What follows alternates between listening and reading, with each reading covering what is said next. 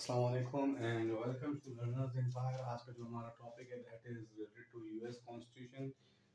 UK constitution के बारे में हम लोगों ने कुछ पहले से लेक्चर्स अपलोड किए थे। So today we are going to discuss about US constitution और इसके जो साइलेंट फीचर्स हैं इसके बारे में हम लोग डिस्कस करेंगे। So the first one we have written constitution. जो यूके कॉन्स्टिट्यूशन है वो सॉरी जो यूएसए का कॉन्स्टिट्यूशन है वो है रिटन फॉर्म में है। पहले हम लोगों ने पढ़ा था यूके का कॉन्स्टिट्यूशन अनरिटन था, लेकिन ये रिटन कॉन्स्टिट्यूशन है। इसमें टोटल 7 आर्टिकल मौजूद है और 4000 वर्ड्स या अल्फाज पे ये मुश्तमिल है।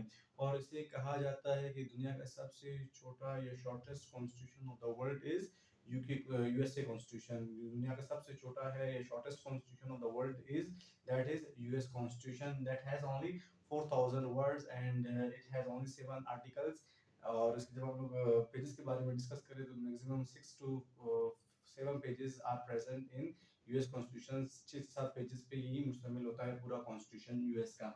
नेक्स्ट हमारे यहाँ पे जो दूसरा फीचर है यूएस कॉन्स्टिट्यूशन का वो है रिजिड। रिजिड मींस एक ऐसा रिजिड कॉन्स्टिट्यूशन उस कॉन्स्टिट्यूशन को कहा जाता है जिसे इजीली या आसानी से अमेंड नहीं किया जाए या अमेंड नहीं किया जा सकता है। अमेंड मींस तब्दीली नहीं लाया जा सकता है। हम लोग ने यूके का पहले पढ़ा, यूके का कॉन्स्टिट्यूशन जो कि आसानी से तब्दील किया जा सकता था, सिंपल मेजॉरिटी उसके लिए चाहिए था। लेकिन जो यूएस का कॉन्स्टिट्यूशन है वो है रिजिड। रिजिड मींस जिसे आप आसानी से तब्दील नहीं कर सकते हो। क्यों? क्योंकि वहाँ पे 3/4 मेजॉरिटी चाहिए अमेंडमेंट के लिए। यानी कि कानून में जो कॉन्स्टिट्यूशन में अगर कोई स्टेट या कोई बंदा मेंबर ऑफ द पार्लियामेंट उसमें चेंजेस लाना चाहता है तो उसके लिए उसे 3/4 मेजॉरिटी चाहिए, फिर उसके बाद अमेंडमेंट्स वो ला सकता है। इसी बिना पर 200 साल हो चुके हैं और 200 साल में सिर्फ कितने अमेंडमेंट्स आए हैं? 26। सो 26 ही इस बात का सबूत है कि 200 साल में सिर्फ 26 अमेंडमेंट्स का आना ये शो करता है कि ये जो कॉन्स्टिट्यूशन है यूएस का वो बहुत ही रिजिड है। रिजिड मींस वो बहुत ही सख्त है, आप उसमें आसानी से अमेंडमेंट नहीं ला सकते हो। फिर next one we have number third one, जो यूएस कॉन्स्टिट्यूशन है, यूएस की जो गवर्नमेंट है वो है फेडरल। फेडरल मींस एक ऐसा गवर्नमेंट जहाँ पे कुछ पावर्स सेंटर के पास हो और कुछ पावर्स प्रोविंसेस के पास हो, तो उस गवर्नमेंट को हम लोग कहते हैं federal form of the government. जैसे कि हमारे यहाँ पे पाकिस्तान का भी जो स्ट्रक्चर है वो फेडरल फॉर्म, जो हमारा गवर्नमेंट है वो भी फेडरल है। क्यों? क्योंकि हमारे यहाँ पे कुछ जो पावर्स है, सपोज हो टेक्सास की पावर्स हो गई, वो गवर्नमेंट जो फेडरल उसके पास है, सेंटर में है। लेकिन जब हम कहते हैं एजुकेशन के हवाले से या हेल्थ के हवाले से तो वो प्रोविंसेस में डिवाइड है। तो ऐसा फॉर्म ऑफ गवर्नमेंट को जहाँ पे कुछ पावर सेंटर में हो और कुछ पावर्स प्रोविंसेस को डिवाइड हो, इस फॉर्म ऑफ गवर्नमेंट को फेडरल फॉर्म ऑफ गवर्नमेंट कहा जाता है। और जो यूएस है, यूएस में federal form of the government मौजूद है। Then next one we have number fourth one, separation of power. Separation of power से मुराद के जो सारे पावर्स है गवर्नमेंट का वो एक शख्स के पास या एक डिपार्टमेंट के पास या एक ऑर्गेनाइजेशन के पास मौजूद नहीं है।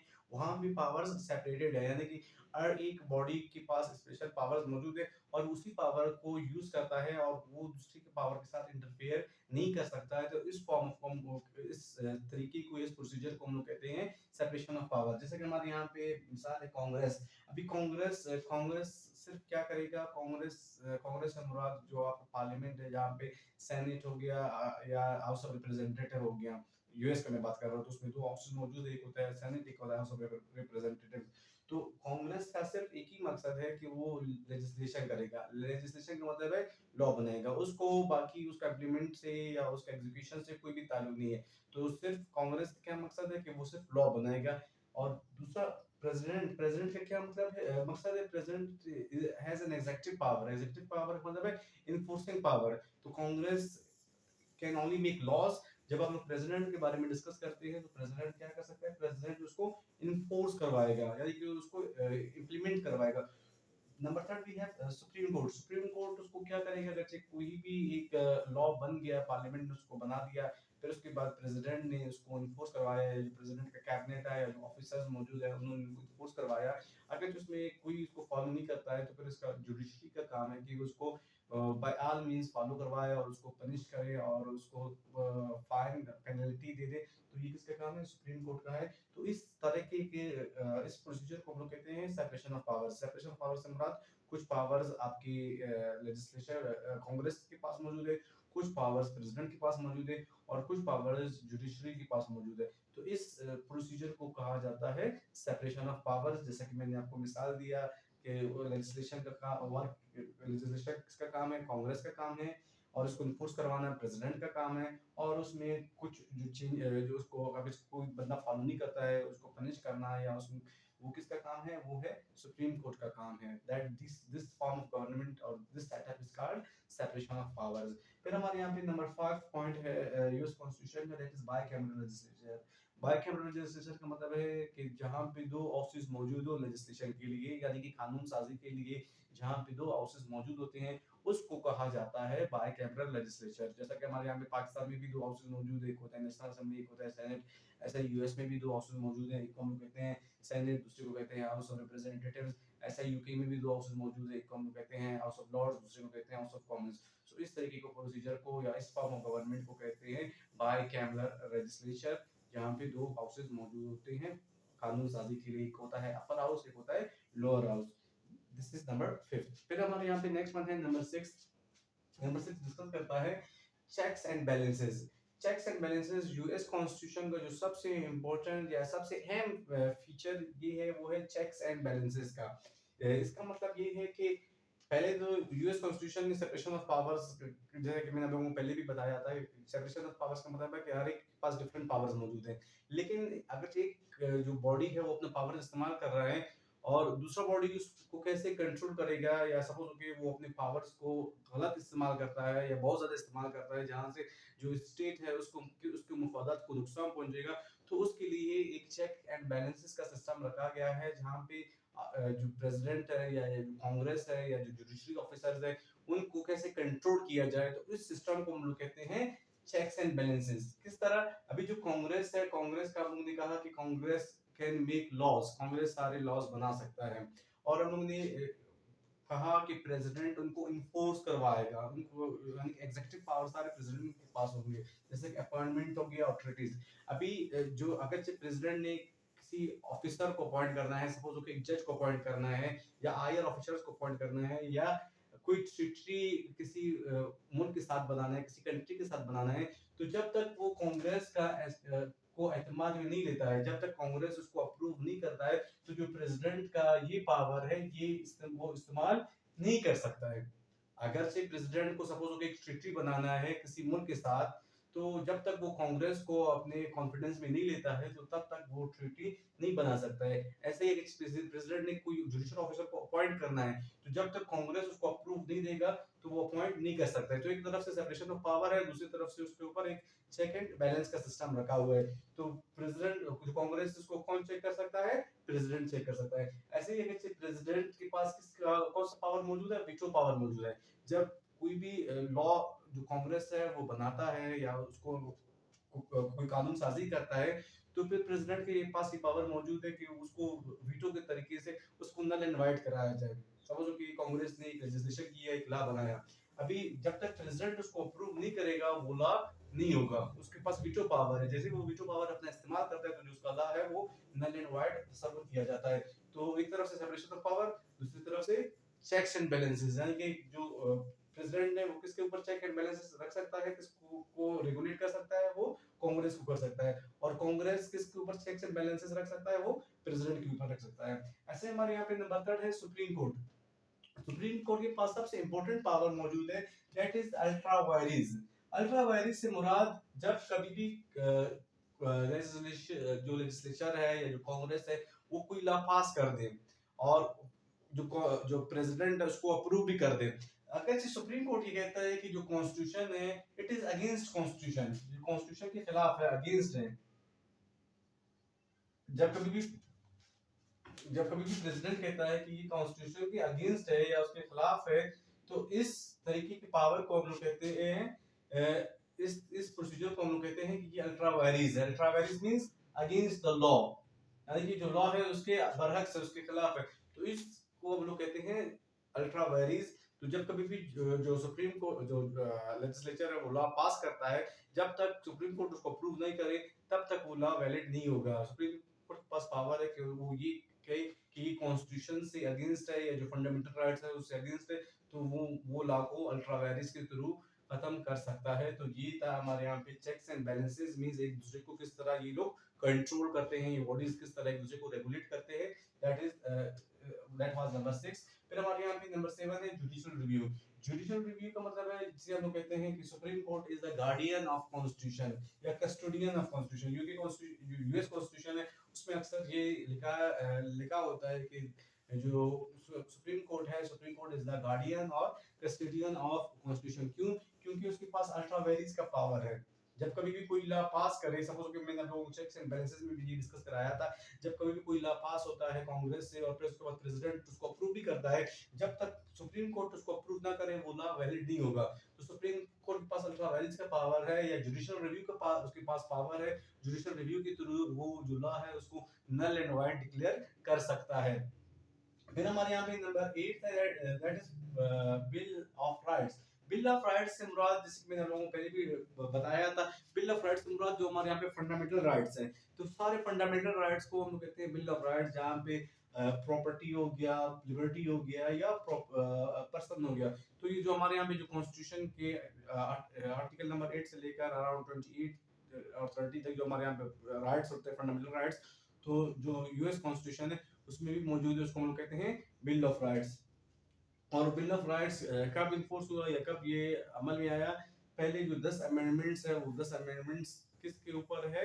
वो बिल ऑफ राइट्स के ही ऊपर है। और मींस उसको जो पहले 10 अमेंडमेंट्स है उसमें हम लोग किस चीज को इन्फोर्स करवाया गया है, किसको तब्दील करवाया गया है, अमेंड करवाया गया, वो था बिल ऑफ राइट्स को, जहाँ पे जो लोग हैं उनको लिबर्टी दिया गया, आज़ादी दिया। किस तरीके की आज़ादी? रिलेटेड टू पर्सन, प्रॉपर्टी और एक्सप्रेशन। फिर नेक्स्ट वन है हमारे यहाँ पे number 9, that is popular sovereignty.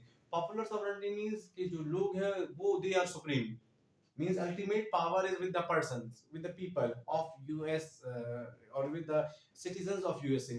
जितने भी जो लोग हैं वो ही सुप्रीम होंगे, like they have all the powers and state is only governing them and state is only facilitating them, but they have all the powers. So such a powers are called popular sovereignty. It means that they have all the powers to use that.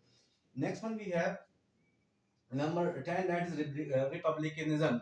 Republicanism means कि जो लोग हैं वो appoint किए जाते हैं through democratic process. यानी कि हमारे यहाँ पे पाकिस्तान को भी कहते हैं कि it's Islamic republic. Islamic means इस्लाम से रिलेटेड, रिपब्लिक मींस जहाँ पे जो लोग हैं, नुमाइंदे हैं, they come through through election, through democratic process, जहाँ पे लोग अपॉइंट करते हैं एक शख्स को और वही शख्स जाता है पार्लियामेंट में बैठता है और जो उसका एरिया है उसको रिप्रेजेंट करता है और उसके बारे में उसको गवर्न करता है। तो such process is called republicanism. Citizens elect their representative, जहाँ पे सिटीजंस क्या करते हैं, अपने रिप्रेजेंटेटिव्स को इलेक्ट करते हैं, फिर रिप्रेजेंटेटिव्स जाकर पार्लियामेंट में बैठते हैं और फिर जो पूरा स्टेट है उसको गवर्न करते हैं। तो such a process is called republicanism. Then next one we have number 11, that is presidential form of government. Presidential form of government means that all the powers are with president. Like here in Pakistan, we have we have all the powers with prime minister. We have presidential form of we have all the powers with uh, uh, prime minister. और in US we have all the powers with president. So जितनी भी powers है जब वो president के पास होंगे, सदर के पास होंगे, तो उसको हम लोग कहते हैं प्रेसिडेंशियल फॉर्म ऑफ गवर्नमेंट। और प्रेसिडेंशियल फॉर्म ऑफ गवर्नमेंट का सबसे बेहतरीन क्वालिटी ये है कि जो प्रेसिडेंट है वो डायरेक्ट, अभी जो यूएस का प्रेसिडेंट है वो डायरेक्ट इलेक्शन से आता है और फिर वो हाउस ऑफ जो हाउसेज है, कांग्रेस है या सेनेट है, उसको को जवाबदेही नहीं है। यानी कि he is not answerable to them. Like जैसे कि प्राइम मिनिस्टर है, प्राइम मिनिस्टर वो बेचारा जाता है पार्लियामेंट में बैठता है and he also gives all answers regarding the questions and he has also face opposition. लेकिन जो प्रेसिडेंशियल फॉर्म ऑफ गवर्नमेंट ये है, सारे पावर्स प्रेसिडेंट के पास होंगे और president is not answerable to the Congress. और प्रेसिडेंट जो कांग्रेस से को जवाबदेही नहीं होगा। He has his own cabinet and he is the sole controller of is the country. Then number 12 we have dual citizenship. Dual citizenship को कब enforce करवाया गया? फोर्थ अमेंडमेंट के थ्रू उसको इन्फोर्स करवाया गया। और डुअल सिटीजनशिप से मुराद ये कि हर एक शख्स के पास दो शहरियत होंगी। एक वो अमेरिका का शहरी होगा, दूसरा जो कि जिस स्टेट से बिलोंग करता है यानी जिस स्टेट से ताल्लुक रखता है वो उसका भी शहरी होगा। शुरू में हम लोग जब यूएसए बना था, अमेरिका बना था, तो उसमें कितने स्टेट्स मौजूद थे? 13 मौजूद थे और अभी जाके 50 हो गए हैं। तो वो इससे मुराद ये कि हर एक जो स्टेट जो यूनाइट हो गया था अमेरिका के साथ, तो पहले जो सिटीजन है उसके पास दो सिटीजनशिप होंगे, एक वो अमेरिका का शहरी होगा और जो दूसरे वो जो स्टेट में रह रहा है, वो जो एरिया में रह रहा है, वो उसी का भी शहरी होगा। तो इस सिस्टम को हम लोग कहते हैं डुअल सिटीजनशिप।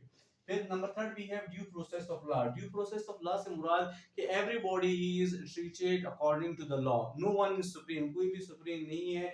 अगर कोई प्रेसिडेंट है या कोई पीएन है, they all are equal before law and everybody is dealt according to the law. So such a process is called due process of law, means everyone is treated according to law. There is no one who can say that I am rich and I have powers and I am educated, so I should not be treated as like others. So such a process is not present in US. So such a process where everyone is treated equally, we call that process due process of law.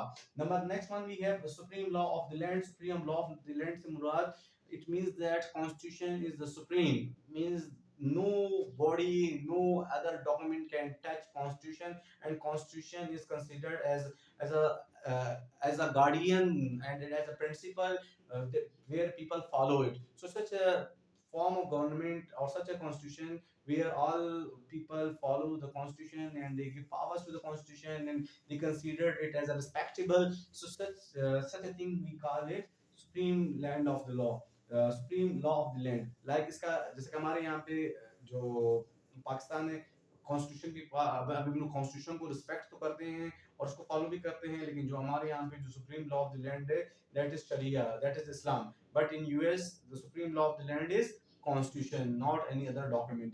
फिर number last one we have spoil system. Spoil system जिसे हम लोग patronage system भी कहते हैं, ये introduce करवाया गया, इसे इंट्रोड्यूस करवाया प्रेसिडेंट एंड्री जैक्सन ने। और इसका मकसद ये है स्पॉइल सिस्टम का, जब कभी भी कोई प्रेसिडेंट आता है तो वो अपना ही ऑफिसर्स को अपॉइंट करेंगे, यानी कि जब कोई प्रेसिडेंट जैसे ही ऑफिस में एंटर हो गया तो जो हायर जितने भी ग्रेड्स होंगे तो उसमें उसके पास अथॉरिटी है कि वो जो पहले जितने भी बंदे बैठे थे उन सबको ट्रांसफर करे, और जो उसका अपना विल है, जो उसके अपने बंदे हैं उन्हीं को अपॉइंट करे। तो इस सिस्टम को हम लोग कहते हैं स्पॉइल सिस्टम या patronage system. So hope you have understood all the points. If you have any question regarding this lecture, you can ask me. Thank you very much. Allah Hafiz. Have a good day. Goodbye.